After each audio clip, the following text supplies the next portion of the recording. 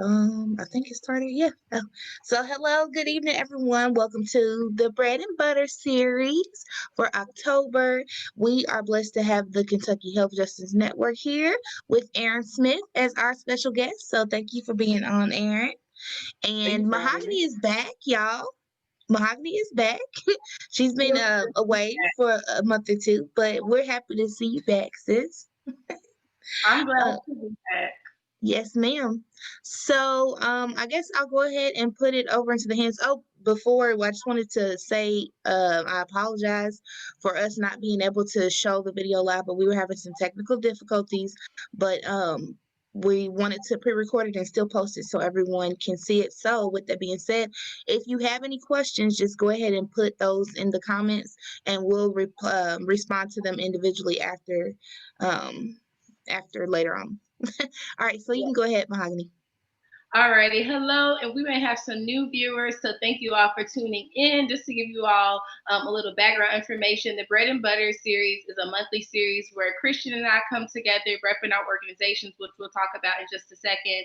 But while we come together, we talk about the importance of Black wealth while celebrating Blackness and talking about attainable action steps to building generational wealth. So oftentimes we hear about Black wealth and generational wealth, but how do you get there? So that's why the Bread and Butter series, Christian and I both learn from it. We always like to have guest speakers that can learn us something and provide us with some tools to pass on to the family with the bread and the butter. Again, my name is Mahogany Mayfield. I'm the community liaison from Play Cousins Collective, and Play Cousins partners with Russell A Place of Promise for the Bread and Butter series. Yes, and other initiatives that we have. And so, speaking of partnerships, like we said before, we do have Aaron Smith here with the Kentucky Health Justice Network. Yesterday was Wellness Wednesday, ran by another Russell Place of Promise Community Outreach Specialist, Tracia Brown. And so we actually have been teaming up with the Kentucky Health Justice Network this month in celebration or to bring awareness to AIDS Awareness Month. And so we were able to distribute 100 bags yesterday, and we'll do 100 more next week to at Sweet Peaches. So that happens from 12 to 4 on her Wednesdays that she does her soup giveaways. So we have been incorporating this health wealth theme. So I'm so excited just to continue that partnership and build another partnership, because now we have Play Cousins here in this setting. So we're all about the power of partnerships here with our collaboration as far as Play Cousins and Our Pop goes. So thank you so much, Aaron, for not only collabing tonight, but all of your other collaborations that you've had with us. And we're looking forward to learning more about reproductive justice. So let you introduce yourself as what you do at the Kentucky Health Justice Network. Sure thing. Thank you so much for the introduction and the opportunity to be here this evening. As they said, my name is Aaron Smith. My pronouns are she and they, and I am the executive director for the Kentucky Health Justice Network. And for those of you who do not know, the Kentucky Health Justice Network is a abortion access and reproductive justice organization based out of Louisville, Kentucky. We have numerous departments under us. We have our abortion support fund, which helps finance and aid in abortion services for individuals who call our hotline. We have the All Access Eastern Kentucky, which works with providing reproductive support and abortion support out in Eastern Kentucky and rural areas out there. And we also have the Trans Health Advocacy portion of KHJN, which focuses on trans health and wellness and reproductive justice. So that's a little bit of what we do. We do a lot of things, but just basically trying to encompass all of the areas within reproductive justice because it's such a broad topic. I mean, abortion is a part of that. You have like birthing services, doulas, you have just any type of reproductive rights, birth control, contraception, all that falls under reproductive justice. And it's something that I think in the Black community we don't talk about enough. I think it's something that needs to be spread, and information is out there. And and not to be like someone who's like always talking about abortion, but we never talk about it in the Black community. It's not even an option. It's not even spoken about. So, Yes. and it's looked so down upon, right? It's not seen as a way to ensure quality life for the parent, you know, the person involved that's carrying the child. And I say parent because we're going to be gender inclusive here. I mean, because trans people can still have children, they can still get pregnant and have babies. So, you know, there's so many areas of reproductive justice that we don't talk about. When you talk about women's issues, having autonomy over a body, over your body, women's issues, trans issues, LGBTQ issues, all encompassing autonomy. And when reproductive justice and abortion access and access to birth control and all these other things are tampered with in government, that affects so many people. And with African Americans having the difficulties in accessing good health care, health services, and then just information in general, we're going to be the most highly affected demographic if various rights and services are taken away. So that's a little bit about who we are and, you know, what we're about, and I'm just really happy to be here. So thank you. Thank you, Aaron. I think that it was, I mean, really ideal to have you come on today to talk about, you know, this really taboo topic that impacts all of us. And as you said, it impacts your quality of life, having the decision or the lack of having the decision, you know, to any access to reproductive services. And I think that you can't really talk about Black wealth or building generational wealth without, you know, talking about the health, with our physical health that we take care of, our mental health, and also, you know, sexual health and reproductive health. So I love that you're here today to, you know, educate us all and, you know, learn something new. That's what Bread and Butter is all about. Mm-hmm. Well, with that being said, Mahogany, I'm sorry, Aaron, how can you compare, like, how is reproductive justice aligned with Black wealth building and the thought of building wealth within your family? Like, how can that be tied together just so that people have a clear explanation? Yeah, sure. Health is wealth, and a part of health is education. So I think it all ties together just by, you know, those elements alone. You know, you can think about wealth as just a fiscal or financial thing, but wealth is also knowledge. And when you have, you know, families or family units or, you know, chosen families who don't have that wealth of knowledge, then a lot of things get lost, and you're not able to have, you know, that resource to go to, especially in the area of, you know, which I work, which is reproductive justice. Like, if you don't know that, you know, organizations like KHJN exist, and you're having issues of just like getting support during your pregnancy, you're having issues of maybe you don't want to keep, you know, continue your pregnancy and you want to have an abortion, you don't know where to go. It forces people to have to make decisions that they probably don't even want to make, but they feel like they don't have the information, they don't have that knowledge, they don't have that wealth to have another decision or see another way for them to, you know, go forward in their life and preserve their quality of life, right?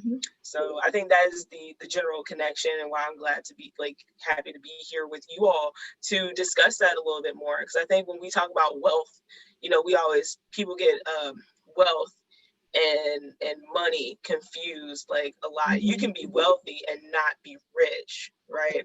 I'd rather have wealth than to be rich, because a lot of people who are rich too don't have wealth because they don't know all the things that you really need to know to kind of like pass things down through generations and to build your family, right? So this is an important conversation to have, and I'm happy to be a part of it and share, you know, more information and even just have conversations, because in the Black family,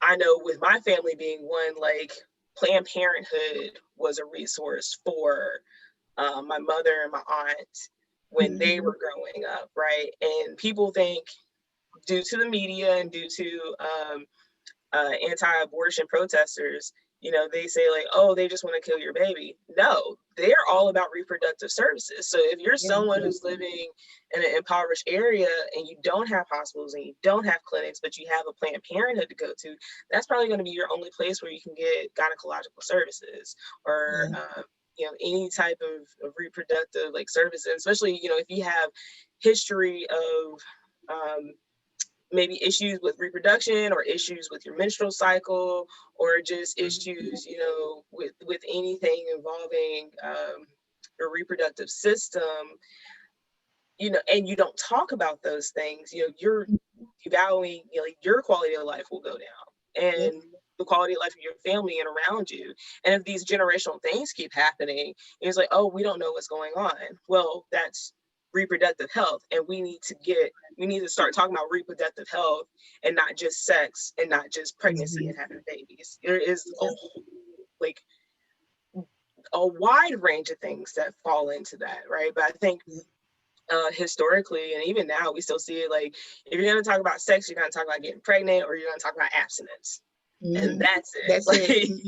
And that is it, right? So we see, and I'm sure, many of us have seen situations where it's like, okay, someone gets pregnant, but they don't have familial support, they don't have resources, they might be struggling themselves, maybe they're not able to afford to bring another life into this world and then have the time and commitment or resources to take care of it. So it's like, well, I'm pregnant, I gotta stick with it. And that's and they might feel like that's the only choice that they have because no one else has been there to talk about other options, or heck, even talk about birth control to begin with, talk about contraception to begin with, or talk about emergency contraception to begin with. So, when you don't have these conversations, when you don't pass on that wealth of knowledge, you see situations like that. And then you get to what, I have to deal with on a daily basis where it's like, oh, we don't want you all to have, we want you to pay astronomical prices for emergency contraception. We want to make it difficult for you to get birth control. We don't want abortions to be legal, right? But then at the same time, when you're forcing people to have babies who don't want to have the baby or can't afford to have the baby or don't have support for the baby, you complain later on, well, why we gotta pay for welfare, why we gotta pay for all the social, why we gotta pay for all the government assistance. Had you let them have these resources and the choice and the autonomy over their body, then you wouldn't be having the second argument of which we are continuing to battle today. That is, I think you bring crazy. It is crazy. And I think that just the line that you said, Erin, all of what you said was very knowledgeable and really powerful. But when you talk about just the autonomy of one's body, I think that the fact that, we often associate, like you said, reproductive with just sex or abstinence, but like there's this lack of fluidity and this lack of like the bottom line of like, this is my body, so it's my choice. And like you said, I think that regardless of what folks' views are, people should be presented with an option and with a choice and with a variety of choices, because there are a variety of choices that are out there. So that's why it's really great to have you here. I love that you reference Planned Parenthood. I know that I personally, I go to Planned Parenthood and it's always like clean, friendly. The people there are always very knowledgeable. And I've never, had a poor experience there. And I think that for people to ostracize or like box in resources, it really makes other people who may be like, I'm kind of toying with the idea of going to Planned Parenthood, or I don't have like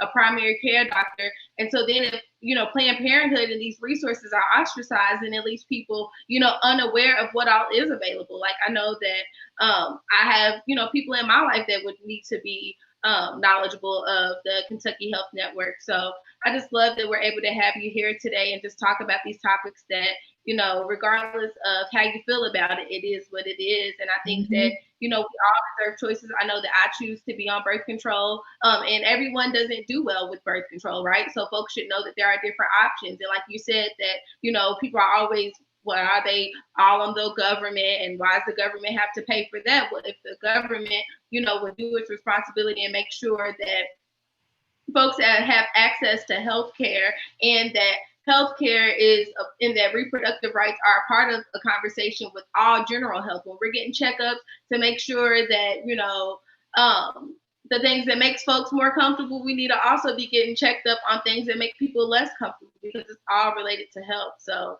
I love the work that you're doing. I think that it's really powerful, and that is how we build wealth, right? I know that I'm able to save some money because I'm not a parent. I mean, so it's on a minus level, also on a macro level as well. So I love it. I think we all deserve choices. And yes, that was the name of our campaign with the collaboration with Wellness Wednesday and Sweet Peaches. It was preserving the choice. Yes. To go along with what Kentucky Health Justice Network was doing, and I love that too.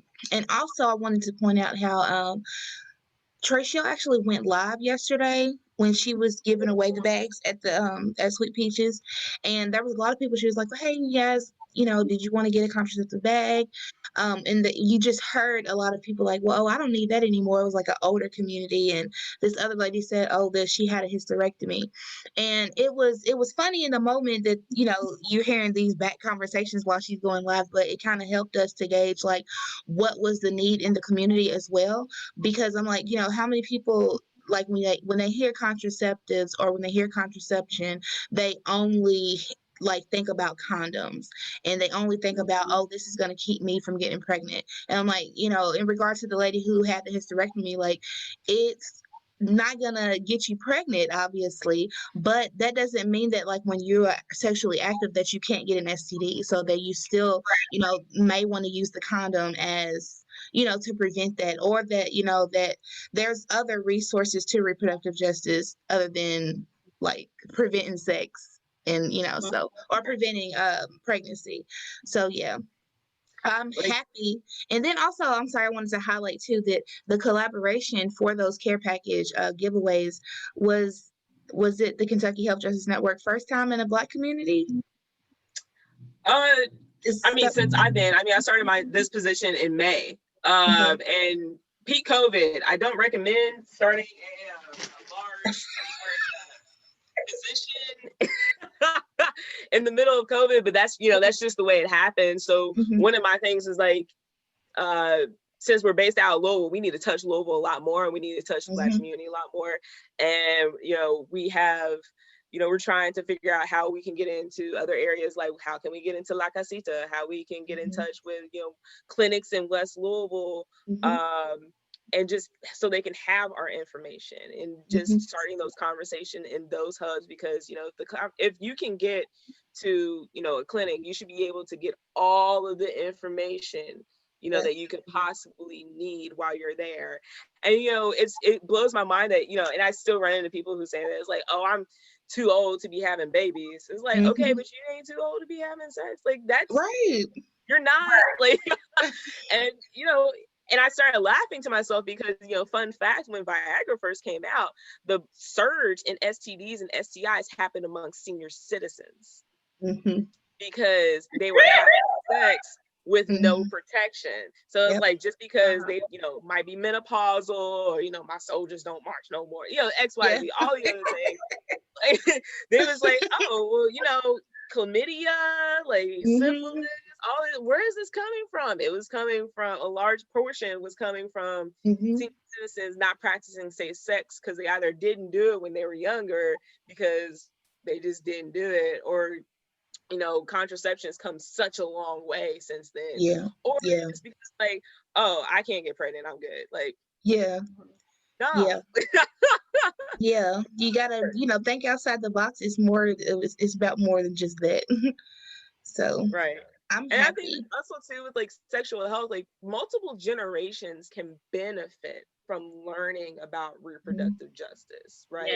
Because even when you look at back with the beginning of Roe v. Wade, like, doctors were arrested for performing abortions, and if you couldn't find a doctor who was willing to take money underneath the table, other abortion options were extremely dangerous. Like, women were dying trying to make choices for themselves. People were dying on tables using like horrible methods that were not safe. And here we are, you keep talking about taking it away again.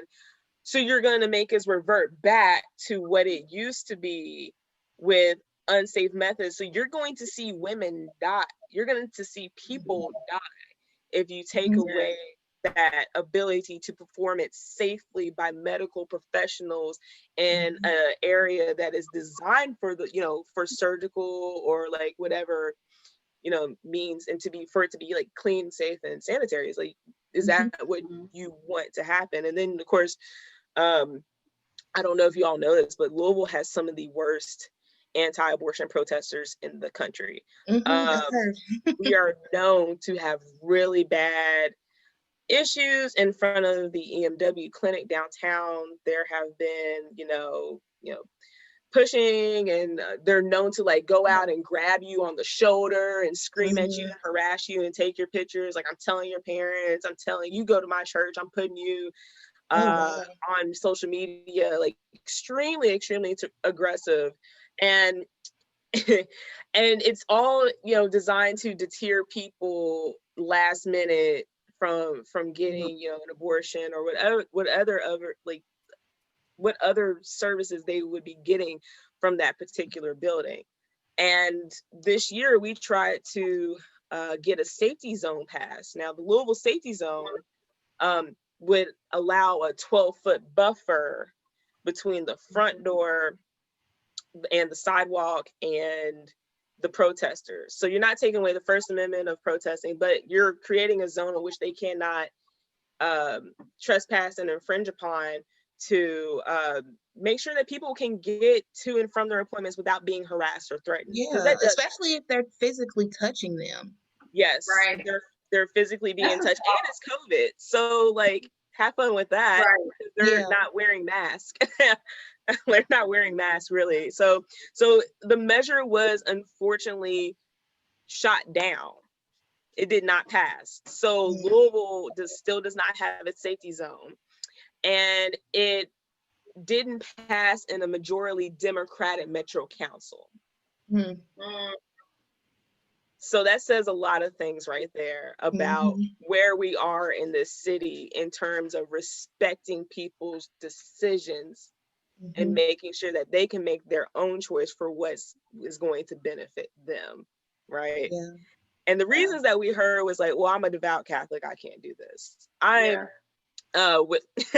right. So I believe in, that no one should kill this, that, and the other. So I didn't vote for this. It was never about a person maintaining autonomy over their bodies. Right. Yeah. Right. That is a big issue that we had, especially with people getting harassed. Like, you never know what they're there for. Maybe they're not there to get an abortion. Maybe they have like horrible menstrual cycles and they are cramping out of this world, having blood clots and all types of other stuff going on. And they're just going to Planned Parenthood to get some birth control to help with that. But the average person, I guess, when they see people out here, they automatically assume that it's abortion or one way or the other. Right. But you brought up Roe versus Wade, and so I wanted to ask the importance of our vote, because I know elections are coming up within the next couple of weeks. Like, how important is it for us to talk about reproductive justice in regards to us voting on certain things and who we put in office and how that affects our rights and the autonomy over our bodies? Can you just talk about that a little bit? Most definitely. I mean, if you look at the ballot that we've received, right? We have, of course, the presidential. We also have, a few other positions on the ballot, but unfortunately, not everyone is going to fill out every bubble on the ballot. They just want to vote for president and call it a day. And then if you flip it over, there's 3 different items to vote on the ballot, right? So when you vote or when you don't vote, which is even more devastating, right? You're allowing someone to gain a seat of power that will be making decisions that affect you every day. During our Take Root conference, we were very blessed and fortunate to have Representative Attica Scott take part of our conference, and we did a Q&A with her. And this was one of the things that we talked about.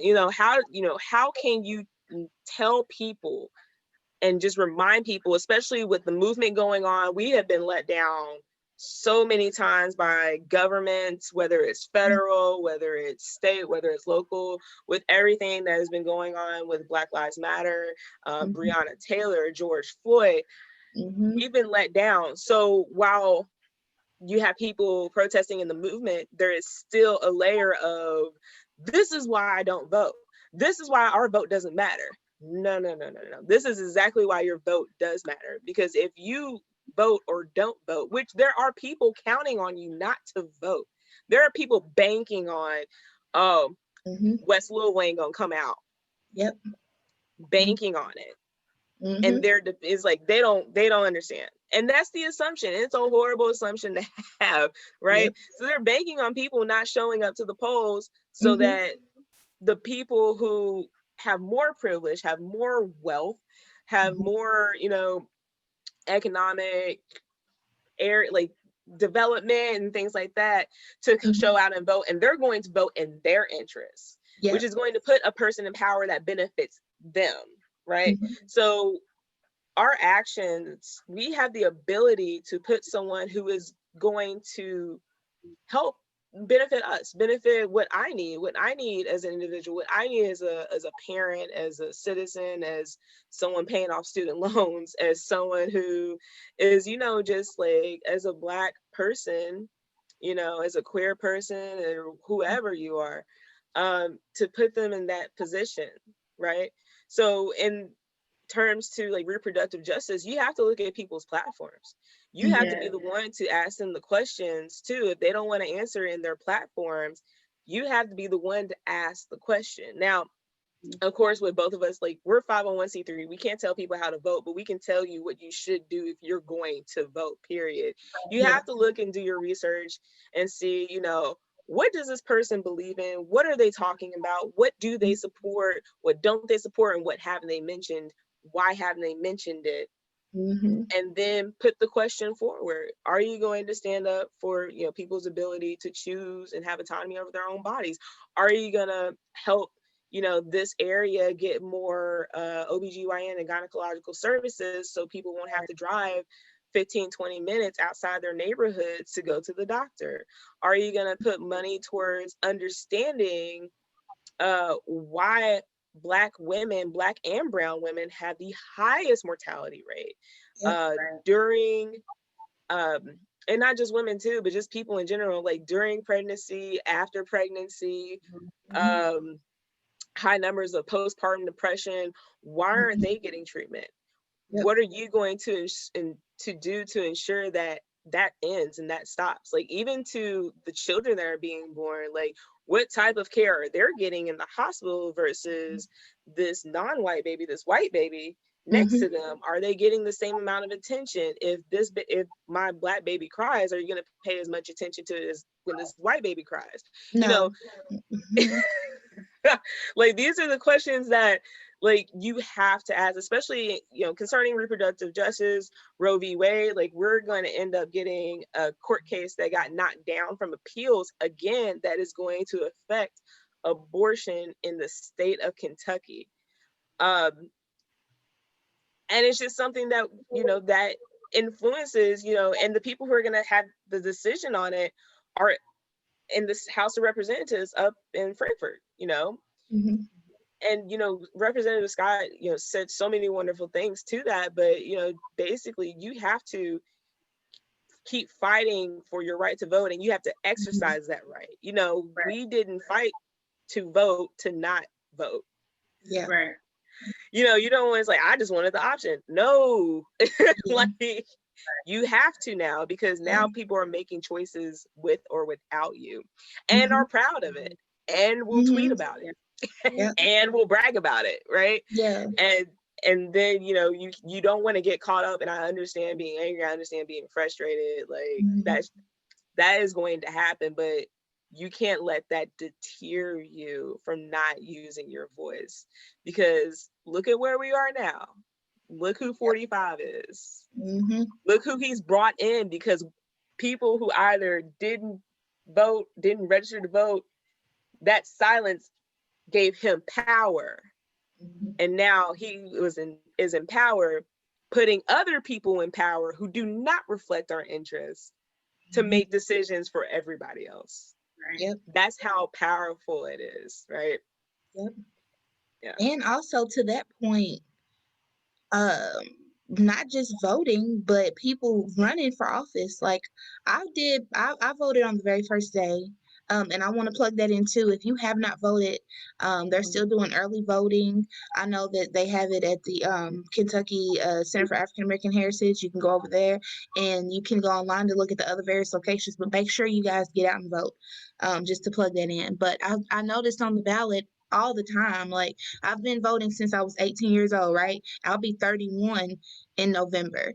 And it's always a situation to where like I'll go to vote for a particular section and then there's only one option. And I'm like, oh, okay, well, I guess I have to vote for this person or try to write somebody in and that'll be a dupe, you know? So like we need to know that as a part of reproductive justice as well in regards to voting, like we need to be putting ourselves in these positions, people who really care, people who are really knowledgeable about our struggle, and people, you know, who are really going to fight for change, like you said before, Erin. Like, so I just wanted to plug that in as well.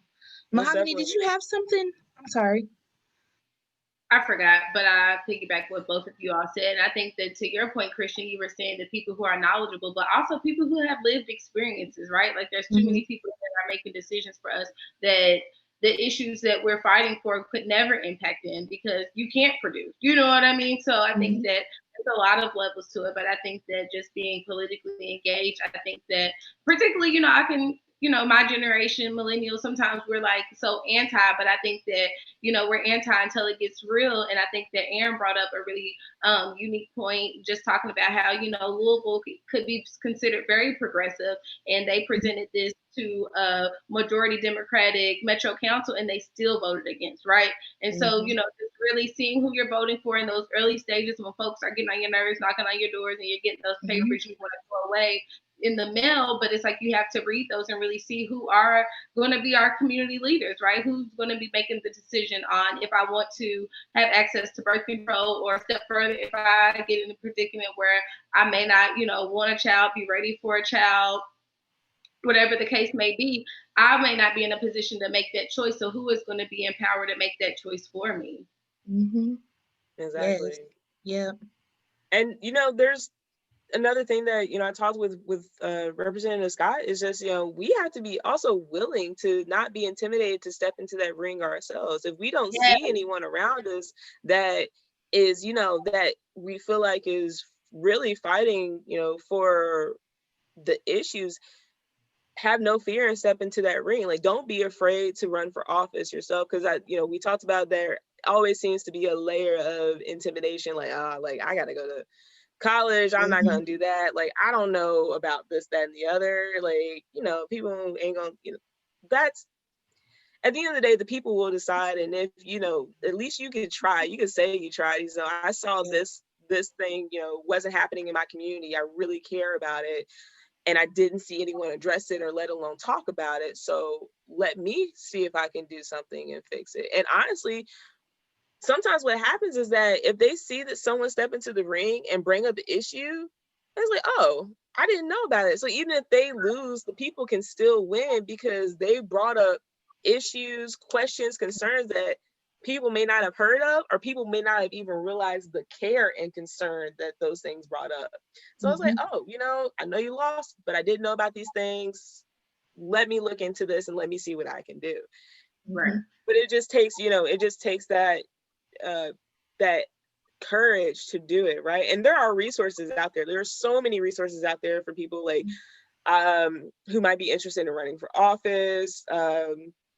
Emerge Kentucky is a program that Representative Scott went through, that my mother went through, for women who want to run for public office, how they do that, what they would need. And it's kind of like a really awesome boot camp. And then there's other national organizations for that people can learn to run for office, and they want Black women to run for office. They want women of color to run for office. They want to see us, throw our hats in the ring, and we just, gotta do it. And I think in the coming years here in Louisville, I think we're going to see a lot of that. I think we're going to see a lot of people come forward and just kind of like, you know what, I'm tired of this. No one's talking about it. I'm gonna do my best and see what I can do.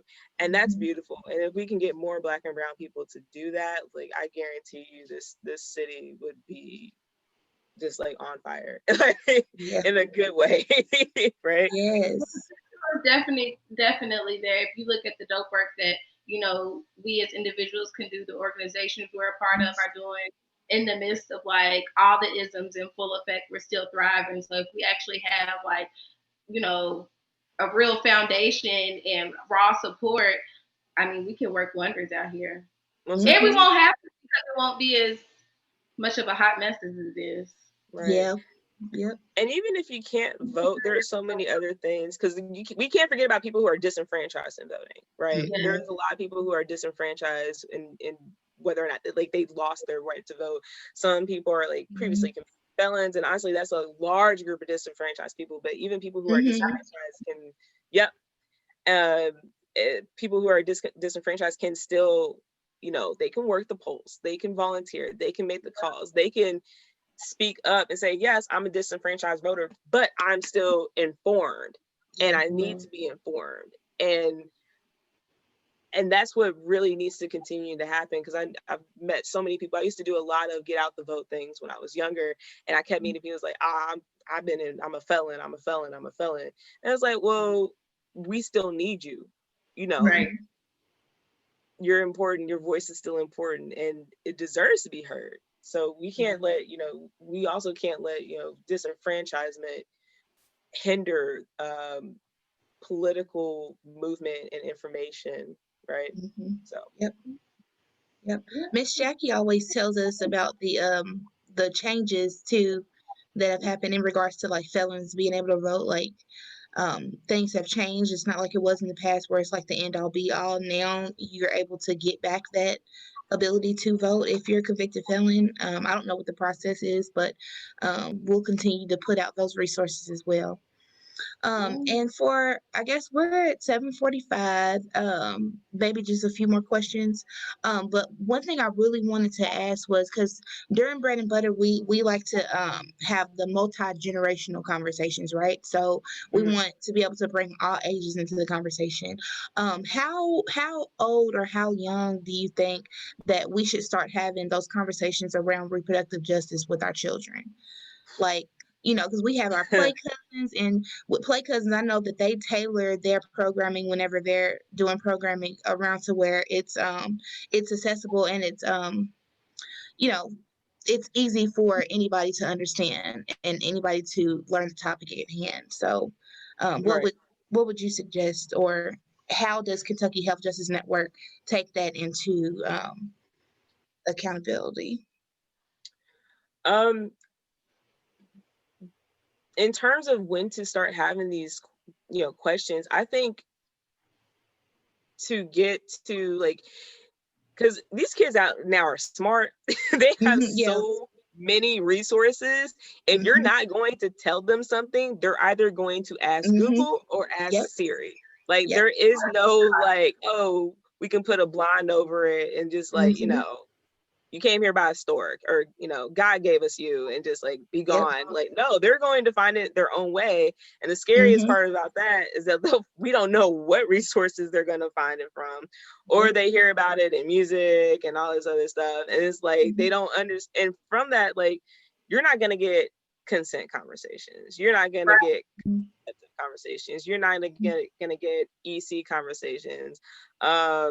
You're not going to get, you know, abortion, birth control conversations from that. So I think, you know, if you have someone that's young enough to, you know, where you're going to have the consent conversation, which I think consent conversations come before the sex conversation, because even like someone in your personal space, you have to give someone consent to just be close to you. And, you know, it's COVID. We are like, please, like, if you are too close to me, I need you to back up 6 feet, please. Like, that is like, that's real. Like, when you talk about consent, you know, people always, like, that's another thing that gets messed up in like sex and stuff. Like, consent to be in your space, consent to text you or message you some type of way, consent to your number, private information, or social media, like that is all involving consent. But when you start having those conversations is when you need to incorporate reproductive justice. Don't just talk about sex without talking about birth control and contraception. Yeah. Don't just Mhm. talk about pregnancy if you're not going to talk about abortion. Yep. Um, and it's all tied together. And honestly, those are conversations that still develop. Like me and my mother, we talk. And when we talk, you know, I talk to her like, oh yeah, this is, you know, we got a huge shipment of Vagisil. It's like, what's Vagisil? It's like, oh, this is like emergency contraception. So she was like, emergency contraception, like, I was like, no, not like condoms. Like, this is the morning after pill, right? And this is what this is. And she's like, oh, that's new. And it's like, Yeah. yeah, like, because this stuff, the more, you know, advances there are in medicine and reproductive health, which is why we fight for it so hard, the more resources we can get and the more options people can have in general. So, you know, like, you know, people who are, you know, 60 or 70 years old may not have ever heard of Plan B. You know, Right. that's completely new. Or birth control that can be inserted into your arm. Or, you know, birth, you know, various, you know, might just know about the pill or, you know, a diaphragm or all these other things. Like, no, we've come such a long way. So these are conversations that still need to continue to happen, because it doesn't just, oh, this is the way it is and it's never going to change. It's always advancing the same way medicine as a whole advances, the same way society advances, information technology, you name it, it advances. So it's not just important to talk to the youth and the kids, it's always important to loop in adults, you know, too, so that they can understand various conversations that are happening within, you know, millennials are having, you know. And I don't know about y'all, I love the Red Table Talk. I really do. I love Red Table Talk with Jada Pinkett Smith and her mother and her daughter. And the recent one that they just dropped was about consent. And it was that whole conversation. And you heard within, you know, their stories, it's like, oh, I felt like I could never do that. I didn't feel like I could say something because someone bought me dinner, someone did that. So I felt like I owed. I'm just like, ooh, Yeah. oh, that's some generational stuff right there. And then to see people like, I don't owe you a thing, is, you know, how that shift and that those conversations shifted to where now, you know, there's no fear in speaking your mind and, you know, respecting what people say, right? And respecting space and respecting bodies, right? So I feel like conversations around reproductive justice are just ever changing and ever growing, and they can constantly, you know, be talked about generation to generation. I love talking to older adults about what I do, because they're just like, so what does that mean? Like, what does that entail? Like, you just tell people to get abortions all the time? I was like, no. Like, I fight for people to have the choice to get an abortion. Yeah. And if they choose to not have an abortion, then I want to build KSJN to where, okay, well, this is where you can go to have this support, or, you know, and can, you know, do all of those different connections. This is why I'm here with you all. Play Cousins is why I'm building things with Russell, Place of Promise. And there's so many more organizations that I want to tap into to just kind of add that extra layer to what we do with KHJN. I want people to know about transness and reproductive justice, because that, I mean, the lack of, I guess, just like understanding baffles me. But also too, I come from a very like large place of privilege, this, that, and the other. I've had a lot of opportunities and a lot more conversations, and put me in a lot more circles to have these conversations. But people, and even like women who have been fighting for reproductive justice for a long time, because RJ looks very different. It's assumed to be very white woman, and non-inclusive of transness, which honestly is not wrong. That is a narrative that has been shifting for years, and it's making a harder shift now, and we're seeing it, and I'm loving it. But with KHJN, you know, we've had trans advocacy as a part of who we are. That's one of our actual pillars of our organization. So with that, yes, people, you know, people who are trans, non-binary, however people choose it, still need information about reproductive health. Still need information about abortion access, still need emergency contraception, still need, contraception. That's still a need. And I think within the Black community, we still just trying to get over, like, what's these letters mean in the LGBTQ? Like, y'all just ain't gay. That's still just gay, right? No, like, we're still trying to get through these basic conversations, and especially, to see how Black trans women have been murdered, and I don't even know if I can say murdered. I could just tortured, disbodied, dismembered. It's like a genocide. Yeah, exactly. And that is that's a huge thing that is still not being talked about on the scale it should be talked about, right? And to not include transness in these conversations is a disservice to reproductive justice. And I think that, no, go ahead. I want to. Oh no, I'm sorry. I just got really excited because I think that whenever we talk about Blackness, if we're not talking about transness, we're really not talking about Blackness. So when we talk about us progressing and liberation, for us, it has to be liberation for all of us. And if you're not including a piece of us, then you're not including all of us. Yep. I think even in the movements that we're seeing right now, one of the biggest things, like, in my community, that is just like, you can't be pro-Black without being pro-LGBTQ. You can't. Right. Like, you can't say, we're going to have this movement, we're going to do this, but we don't want trans people. We don't want, and just use the most disrespectful terms, like, still that. I'm like, we still saying that? That's like calling me colored. Like, don't do that. Yeah. Like, just disrespectful terms. And so now you're fracturing the movement. Right. Like, what are you doing, right? And and not to mention that the movement pretty much is led by and started by like Black Lives Matter, for instance, is led by gay women or trans women or whatever. Like, it all goes hand in hand. Like, all Black Lives Matter, no matter what. And I think that's a conversation, like, we're with any of our conversations as a culture, as a Black culture, I feel like it's so taboo. You have to be either for it or against it, and then there's no in between. And I think the in between is where you can find really the understanding for the for or the against, like, but people, it's one of those things where it's like, it's whatever I think and whatever I believe, and you need to believe that too, and then we're just going to leave it there, when really it's like, let's just have the conversation and gain the knowledge, gain that wealth of knowledge that you talked about before, so that people are not getting excluded from the resources that they need. And I think too, want to be comfortable, and I mean, we live in a real uncomfortable society, so if we're not talking about the issues impact all of us that aren't as glamorous, or aren't going to get as many retweets, then we're missing out on real solutions to be had, because these are real issues, whether you want to talk about it or not, and that's, I think that when we talk about healing from generational wounds too, you may have a conversation with, one of your elders, and you're talking to them and you hear all of these family secrets. And I think it's just rooted in, like, we got to start being real, because it's impacting all of us. So if we aren't having these conversations, then, it's going to continue to impact our wealth and our health. Yep. Exactly. And, I'm really proud of my organization. We have a lot of work to do, but I'm proud of the fact that, we do have our trans advocacy, along with the Abortion Support Fund, along with All Access Eastern Kentucky. And within our, trans advocacy, we're able to provide surgical grants. We do have a surgical grant that will help people in transition.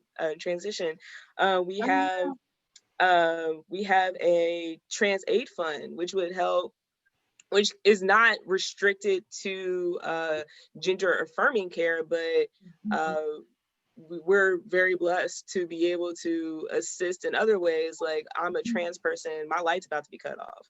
I'm a trans person, I can't afford groceries.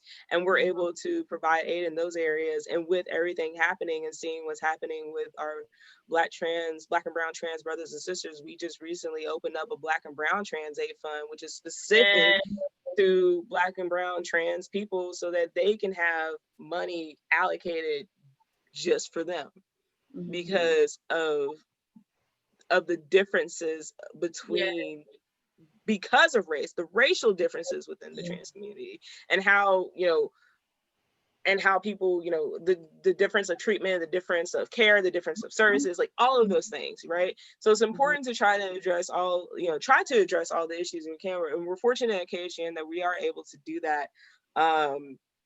But you know, what I would love to see in the future is just more conversations like these.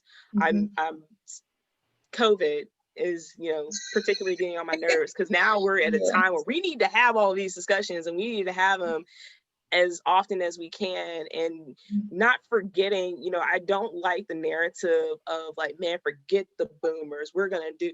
No, we have to include them. We have to include them. We have to include them. I mean, they brought us here. Like, what?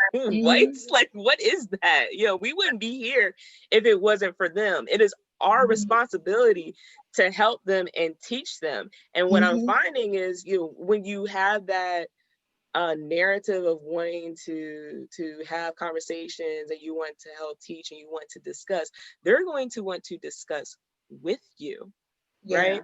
But if you have this anti-boomer narrative, then you already put up that wall. So they're going to continue to feel and think whatever they feel. You're going to continue to think and feel what you feel, and there's no sharing of wisdom or information or knowledge. Or anti-Gen Z. Because like you said, or anti-Gen, which these is like, kids are smart. Like, Generation Z is something to reckon with, like something to be reckoned with. So it goes both ways. Like, these multi-generational conversations have to include everybody from the oldest to the youngest. Like, and so that's how you show progression. That's how you move forward. It could always be something that they know that you don't know, and that we can help each other get to that level of understanding and get to that wealth of knowledge. Mahogany, do you have anything else? I think this is a good place to kind of end. Because we can go on and on about this, I feel. I know. And I would love to actually. But just being conscious about people's times. We'll go ahead and I guess end it here, unless you have another question, or do you want to end it with something in particular? No, I just want to thank everybody who tuned in. Thanks for working with us, because we had to pre-record today. Please leave comments, future topics that you want Christian and I to discuss. I want Aaron, please drop your email or your website, maybe your website, not your email. Won't want people flooding you, but a good way to contact you all. I mean, that's real. To take advantage. Yeah, no, appreciate it. Please check out Play Cousins Collective Facebook page too. We have some upcoming really fun events. I'm gonna plug a few of them really quick. We have our Soul Sisters this Sunday. That is the 25th, and that's from 3 to 5. It's virtual. We're going to be talking about the importance of finding your tribe. So I would say that Aaron are part of my tribe, being able to do work together, then key and do things off the clock together is really important. Being able to heal together. So come talk about healing in your tribe with Soul Sisters. We have Brother Healing Brother, which is talking about the myth of Black excellence. So what's Black excellence, what's not, you know, if you degreed or if you're not, you know, practicing, that we're all lit. And next Saturday, the 30th, or actually the 30th is Friday, next Friday, we're having a fall festival. So that's a lot to remember. Just check out our Play Cousins Collective Facebook page. Check out Kentucky Health Justice Network, Russell A Place of Promise. We want to continue conversations like this, and let us know what y'all want to talk about. And so I'll plug in some updates for Russell Place of Promise as well. Don't forget that we are still collaborating with the Kentucky Health Justice Network for our Wellness Wednesday. So we handed out, of course, about 100 bags yesterday. We have some more to give out next Wednesday. And then if we don't give out all of those, we're going to try to see how we can move that over into November. Yes. So we'll bring them by there, or just figure out a way that we can either maybe get another Russell business to host the distribution, but we'll see how that works out with next week. But make sure you guys come out. It's going to be at Sweet Peaches. Forget the address, but I will put it in the comments on Facebook. But that is from 12 to 4. You can get the bag. I think Trey Shield will be out there. You know, just helping to give the bags out. And then Sweet Peaches will have her delicious soup that she's giving away to the community for free. So we want to get out there and support that. And then there was something else. Oh, yes. And so we're also doing the 30th and Madison Street conversations with the Russell community. So for the next 2 or 3 Fridays from 4 to 5, we'll be up there. The community outreach specialists will be up there on 30th and Madison Street having conversations, and it's a site visit. So you can come up there and see what's going on with the site, give your opinion on what you would want to see there, and also just get more information about the developers and what Russell Place of Promise is trying to do in regards to partnering with the community to see what goes at that site. So thank you guys for joining us. Erin, do you have any updates for anything going on with Kentucky Health Justice Network? We just came off of doing our annual Take Root conference. If you weren't able to attend this year, we are posting a lot of the recording speakers that we had. You can check us out at KentuckyHealthJusticeNetwork.org. We also distribute EC, so emergency contraception. So we've been doing it around a lot of local bars and businesses in the area. So if you would like a box of EC delivered to your business, you can just email me at Erin@khjn.org. I invite you to check us out on Facebook, as well as All Access Eastern Kentucky and our Trans Health Justice pages as well. All right. Thank you so much. No problem. Thank you all. Take care. All right. Thank you. And Take thank care, you, everyone. Bye. Bye.